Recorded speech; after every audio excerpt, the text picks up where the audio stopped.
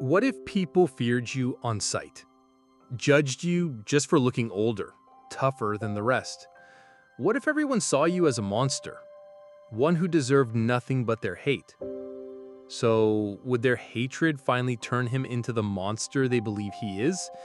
Or would someone walk into his life and force him to believe in love again? The story opens with a look at a school, but it's a school divided.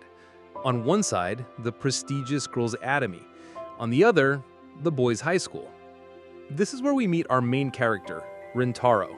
He's sitting in the back row, lost in thought, wondering what kind of world existed behind the drawn curtains of the school opposite. He also has another thought: I just wish everyone would stay away from me. Then we cut to a scene where two older lads are hassling some high school students. The three younger boys try to explain themselves. It wasn't our fault. You were the one who pushed us, on purpose. But the two bullies aren't listening. They get aggressive, sneering, apologize. It was your fault. They were all stunned.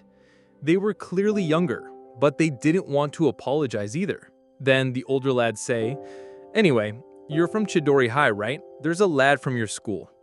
Blonde hair. He borrowed money from one of our mates and still hasn't paid him back. So now you're gonna pay it for him." They are all stunned. Are they talking about Rintarou? Speak of the devil. He was standing right behind them. With a deadpan expression and in a low voice, he says, "You got a problem?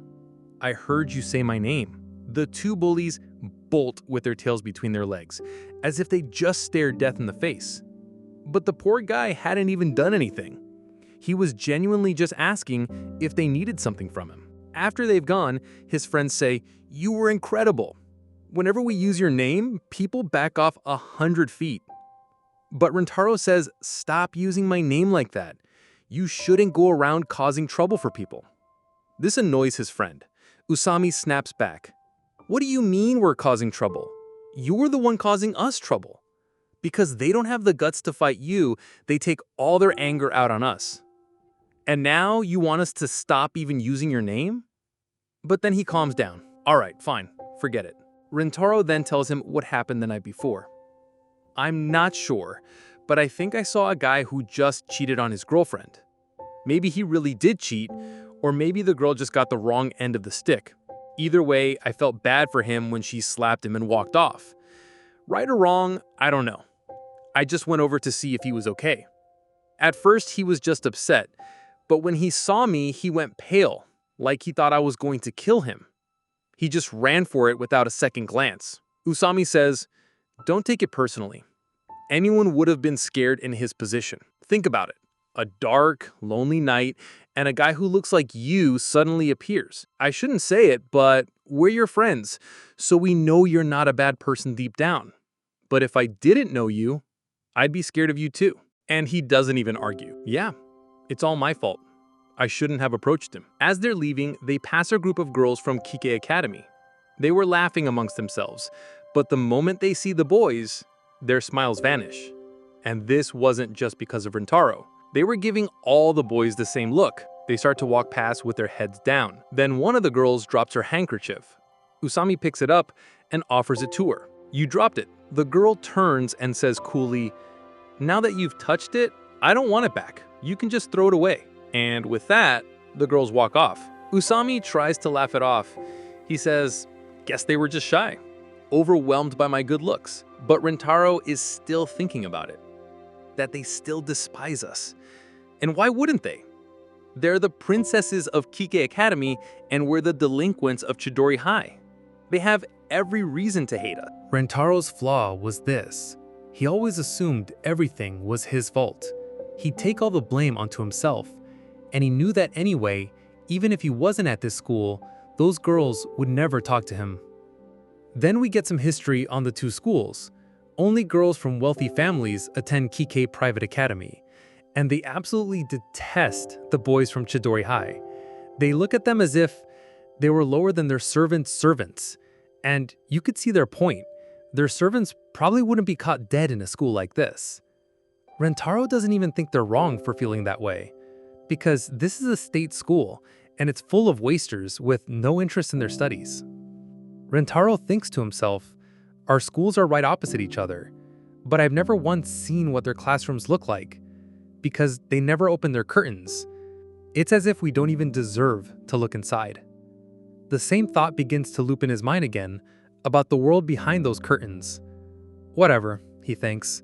When I graduate, I won't have to think about any of this anymore. Usami asks him, "Coming to karaoke later?" But he turns him down flat. "I'm a bit busy today." Usami teases him, "You got a girlfriend or something? Started blowing us off?" But Rintarou just tells him to shut it, because the truth was, he definitely did not have a girlfriend. In reality, the message was from his mom, asking him to come home early today to help out at his cake shop. Unfortunately, he's late, and it's raining so hard he has to run. He apologizes to his mom for being late.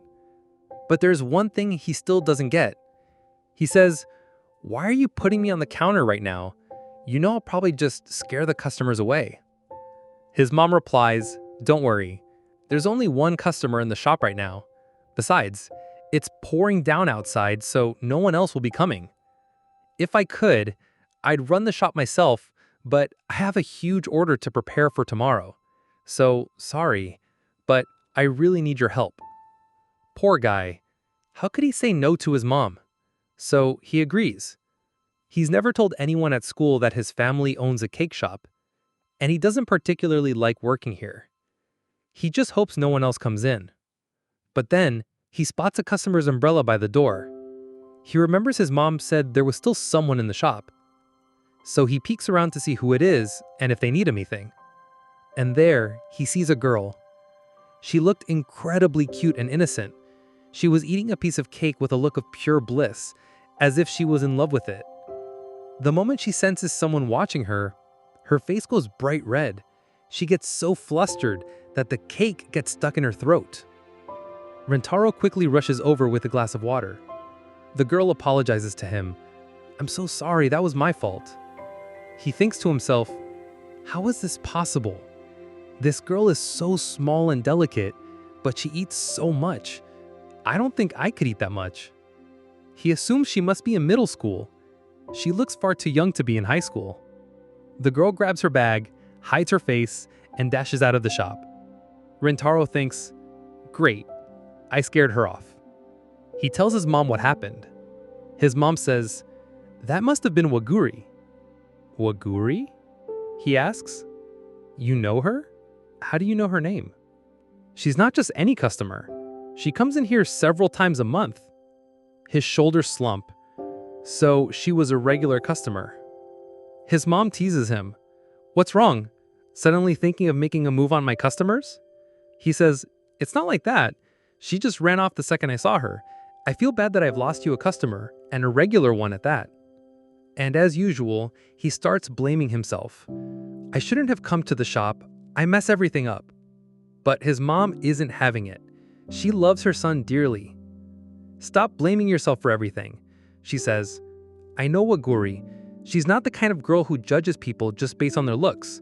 And besides, if she has stopped coming, I'll just have to bake a cake so delicious she'll be forced to come back. But Rintarou can't get the girl out of his head. He thinks, she was so scared, and because of that, my mom lost business. I have to apologize to her, no matter what. But how am I going to do that? Right. I could go to all the local middle schools and look for her, and ask about her. But if I do that, what if they think I'm some creep harassing little girls? With my face, they'll definitely think I'm some kind of delinquent. So how do I apologize? Usami finds him again at school. He says, you look miles away. Let's go get some lunch. But as always, he just brushes him off. Usami thinks, he's our friend, but there's always been a wall between us. He never really opens up about anything. Later, Rintarou is at home quietly reading his manga. Suddenly, his mom bursts into his room. It's an emergency, she says. Wakuri is here to see you. He can't believe it. She's here? She's here to see me? He goes downstairs and sees Wakuri looking very nervous. She says, before I say anything, I want to treat you to something. She's offering to buy him a treat in his own family shop. He can't wrap his head around this. This girl is treating me? Does she think I'm a bully?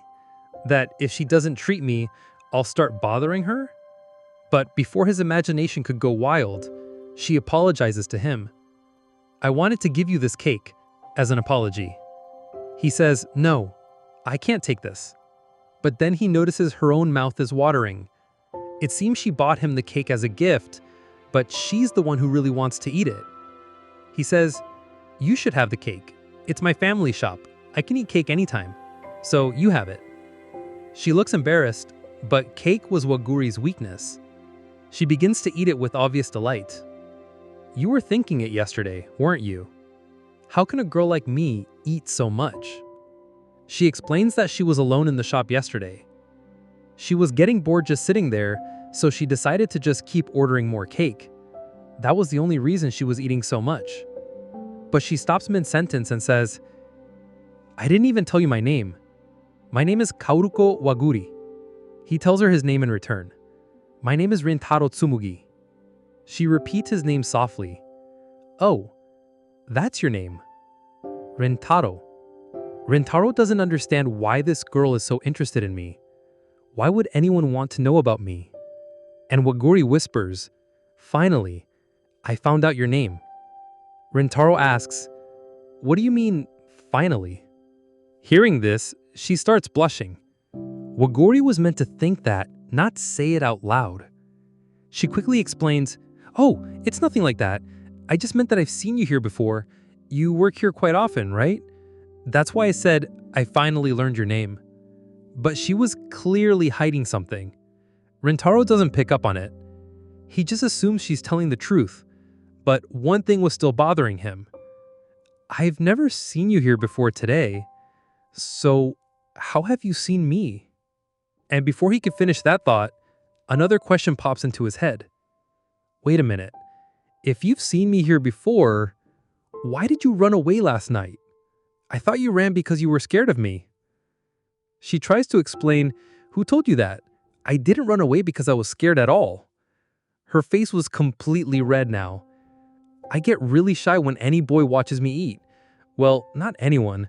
You were the first person to ever watch me eat like that. And you saw how much I was eating. I could just die of embarrassment thinking about it. That's why I ran. Rintarou is completely lost. Why would she be shy around me? Usually, people are scared of me. And if they're not scared, they look at me like I'm something they scraped off their shoe. Especially girls. I've never had a girl in my life who would even look me in the eye. But this girl is strange. It becomes very awkward. He has zero experience talking to girls. Forget girls, he has no experience talking to anyone. He says, it's getting late. You should probably head home. Can I walk you to the station? But she declines. It's okay, I can get home. And can I take the cake? He's amazed at how much she loves cake. As she turns to go, he calls out after her. The station isn't far, he says, but be careful. She pauses, turning back with a small, knowing smile. Don't think I ran away because I was scared of you, she clarifies. That wasn't it at all. He could see in her guileless expression that she was telling the truth. What was he supposed to do with that? She walks away, but not unnoticed. Two boys are watching her from a distance. He retreats to his darkened room, grappling with a single confounding question. Why wasn't that girl afraid of him? His mind flashes back through a lifetime of fear. Since childhood, people have recoiled from him. No one has ever spoken to him with genuine kindness. But this girl? She was different. His thoughts are cut short when his mother enters. She holds up the cake he had given Wakuri. I found this on the road, she says, her voice laced with concern. I don't think she's okay. His mother's fears are realized. The two boys have cornered Wakuri on an empty street. Please let me go, she pleads, but they ignore her. Just then, Rintarou comes sprinting around the corner, desperate not to be too late. He scans the area frantically until he hears her voice. He spots her, trapped by the two boys. and starts to intervene but freezes when he hears their question. "Was he your boyfriend?" one of the boys demands. Wakuri hesitantly denies it. "I didn't think so," the other scoffs. "You two are worlds apart, so spill it. What were you doing with a guy like that?" A jolt of recognition hits Rintarou. They're the same two who were harassing his friends just yesterday.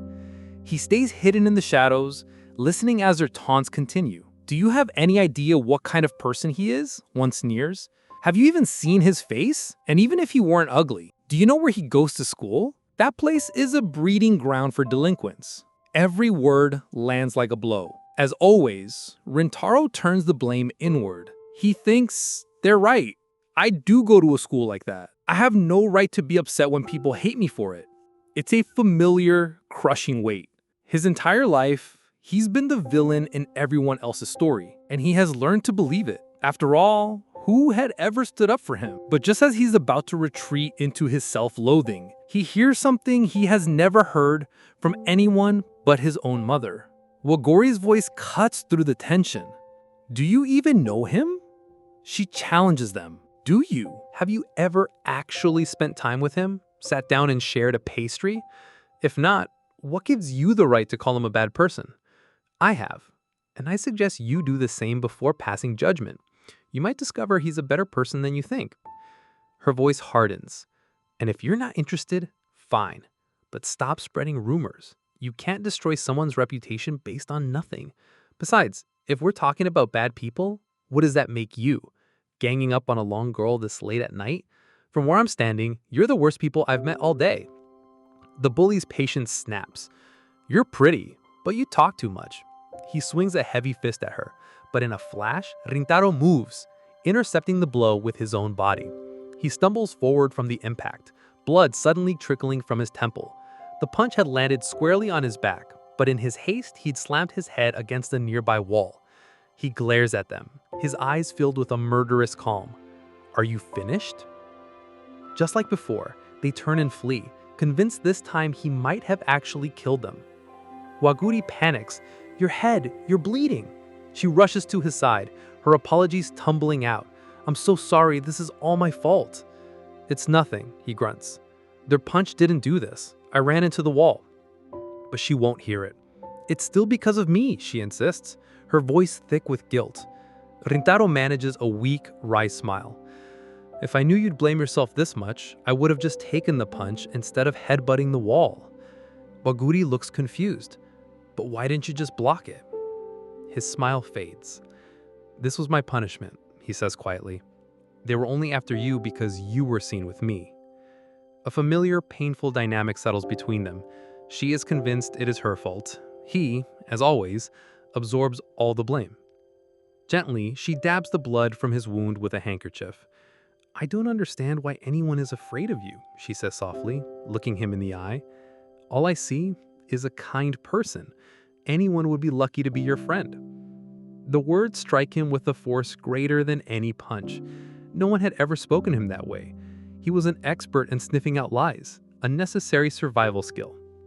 But her sincerity was absolute. He finds himself wondering if people this pure truly existed. To him, in that moment, she seemed less like a person and more like an angel who had mistaken Earth for home. Rintarou walks her to the station. "Take care," he says, turning to leave. "Wait," she calls, stopping him. "I'll come to your shop again. Can we talk then too? And next time, I promise I'll save you some cake." For Rintarou, it felt like a dream he never wanted to wake up from. He finally heads home, the promise echoing in his mind. Later, Wakuri's on the phone. "I'm fine," she says. "I'll be home soon." The person on the other end is unseen, but as she speaks, her mind replays the moment Rintarou had pulled her into his arms, shielding her. She is lost in the memory of his protective embrace. The next day, Rintarou arrives at school exhausted. He hadn't slept at all. He suspected he wouldn't be sleeping well for the foreseeable future. Every time he closed his eyes, he saw her smile. He shakes his head, trying to force the image away. "I can't do this," he tells himself. He's a high school student, and she's in middle school. Given his already toxic reputation, entertaining any feelings for a girl that young was unthinkable. It was just wrong. He gazes across the way at the girls' school. the same old question surfacing in his mind. What is the world behind those curtains like? And then, for the first time ever, the curtains stir. As they part, he sees her. Wakuri. His heart seizes in his chest. In a single panicked motion, he yanks his own school's curtains shut. What is she doing here? His mind races. I was so sure she was in middle school. She looks so young. Does that mean she's also a high schooler? And she goes to Kike High, the rival school whose students have been our enemies for years. The implications crash down on him, leaving him reeling as the scene fades to black. Now that he knows the truth, will the chasm between them widen? And will Rintarou even want to befriend a girl from a school that has despised his for generations?